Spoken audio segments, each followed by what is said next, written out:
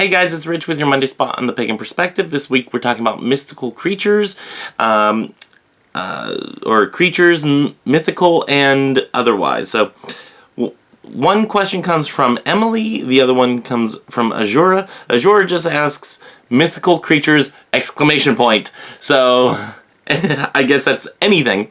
But Emily asked in their question, you might have covered this at some point in the past, but I'm curious to know any of your thoughts or experiences with animal spirits, whether it's as guides, totems, guardians, or spiritual avatars. Whatever description fits your path or culture.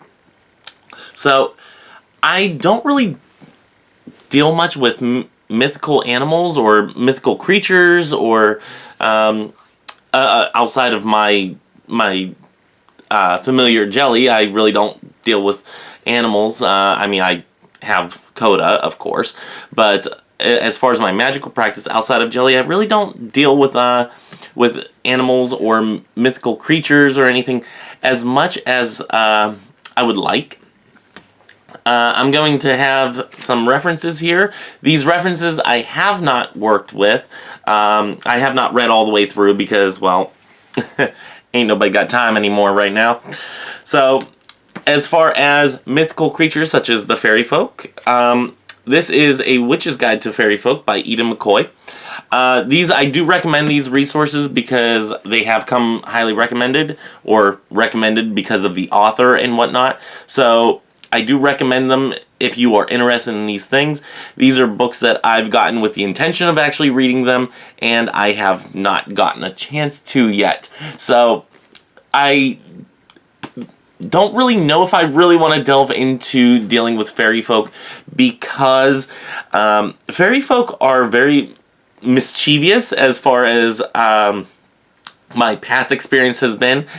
I used to keep a little offering for fairies, and I've come to the conclusion with offerings for fairies, and as long as if they are not messing around with my house and with me, then we're good.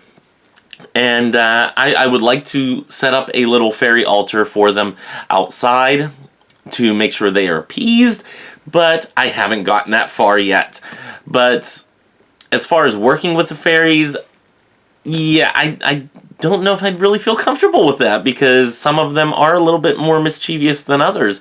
Some can absolutely be helpful, but making sure that I keep that the mischievous level to a minimum is kind of important to me because I don't like things outside of myself running amok.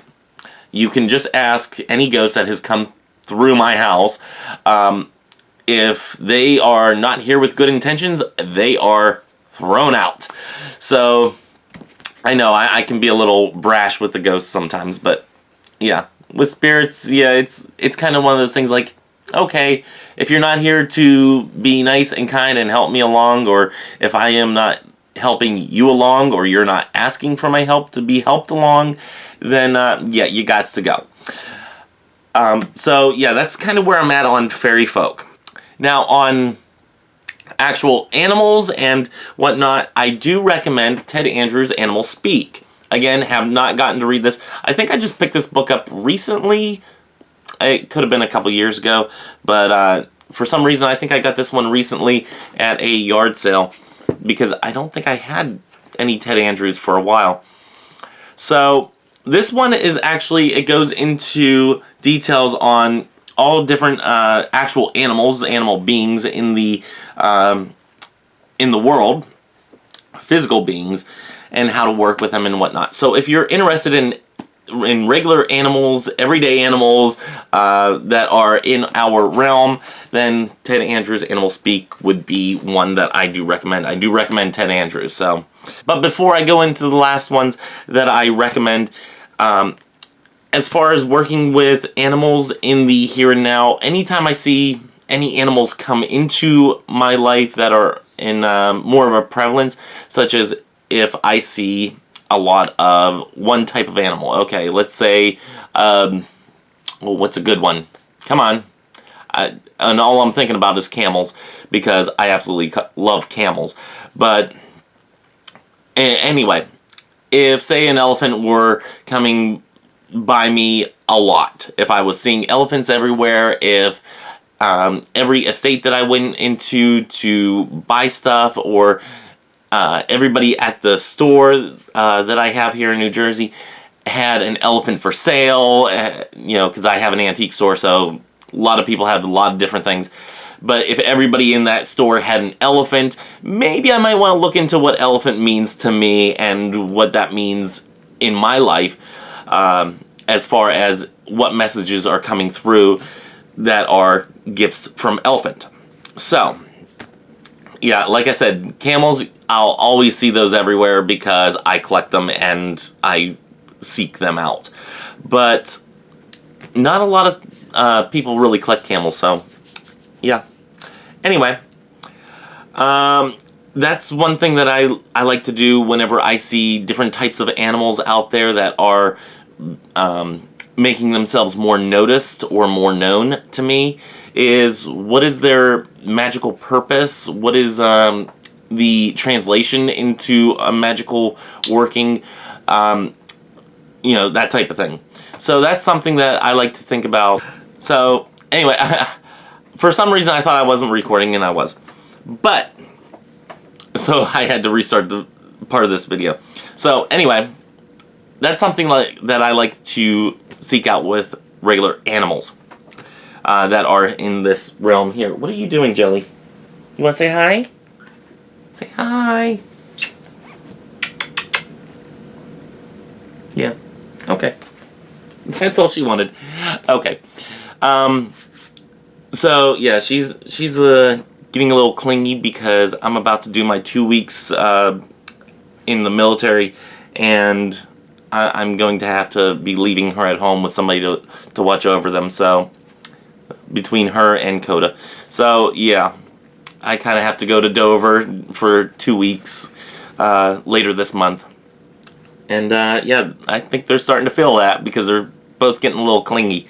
But it's all good. Anyway, moving on. The third and fourth and final references that I have for today is Dancing with Dragons by DJ Conway. Sad to see her go. And Mystical Dragon Magic, also by DJ Conway. So I do recommend these books. I recommend DJ Conway in and of themselves. So, but it was sad to see her go this past year, or this year. But as far as dragons, I have looked into them.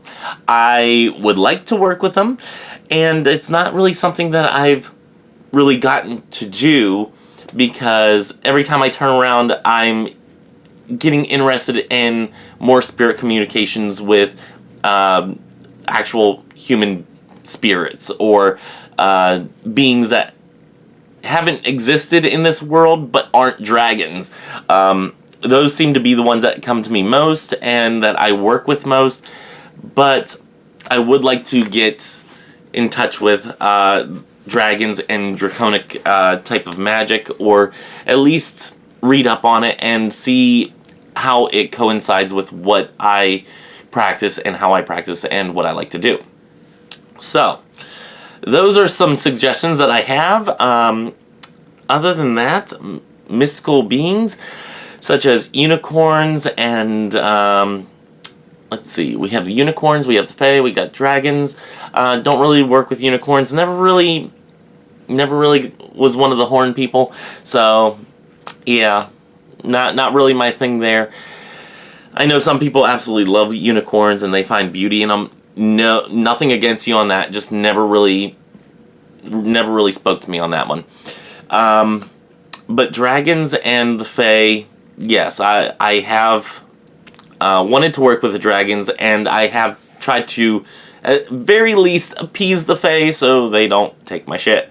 So, anyway, I think that's all that I have for this week. We are on next week. Yeah, we have to be on next week. Yes. Okay, so next week I will see you guys again, and until then, may you have love, hugs, and ladybugs. Bye-bye.